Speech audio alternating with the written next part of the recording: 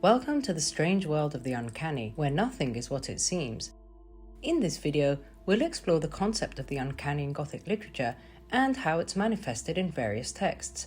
To begin with, the term uncanny was coined by German psychoanalyst Sigmund Freud in his 1919 essay Die Unheimliche, describing something that feels both familiar and foreign, evoking an eerie sensation. In Gothic literature, the uncanny distorts reality, which according to Freud, often hints at repressed fears or desires from childhood. The uncanny is often evoked by certain objects, settings, and characters that mimic life in ways that feel just a little bit off, transforming the ordinary into something terrifying. Let's dive in and explore a few objects that evoke this fascinating concept in Gothic literature. These lifelike but inanimate forms provoke unease because they resemble humans without actually being alive.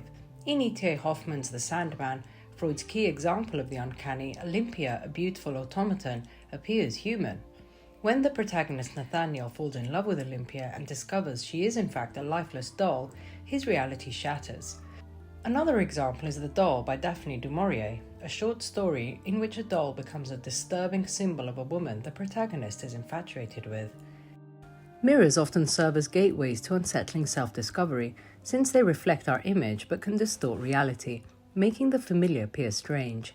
In Jane Eyre by Charlotte Bronte, for example, during the Red Room episode in Chapter 2, Jane glimpses her reflection in a mirror whilst locked in the attic and exclaims, "All looked colder and darker in that visionary hollow than in reality, and the strange little figure there had the effect of a real spirit." Portraits capture a person's likeness, freezing them in time.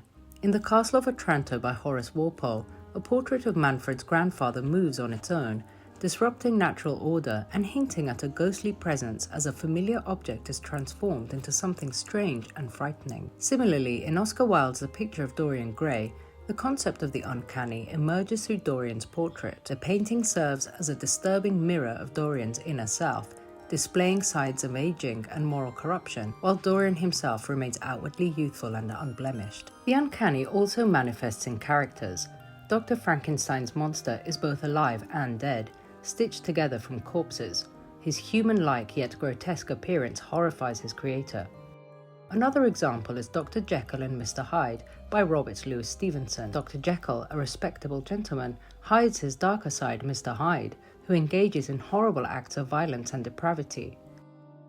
The sublime is a feeling of awe and terror that arises from contemplating nature's grandeur, including settings such as the Swiss Alps and the Arctic in Shelley's Frankenstein or the wild, windswept moors in Emily Bronte's Wuthering Heights. By transforming nature into something eerie, the uncanny is evoked, making familiar places become threatening, filling our minds with half-formed fears. While Freud's analysis is debatable, it has undeniably shaped our understanding of the uncanny in literature. I hope you found this exploration of the uncanny interesting. If you'd like to learn more, let me know in the comments. For more Gothic-themed videos, check out the playlist in the top right-hand corner now. Thanks for watching, and see you next time.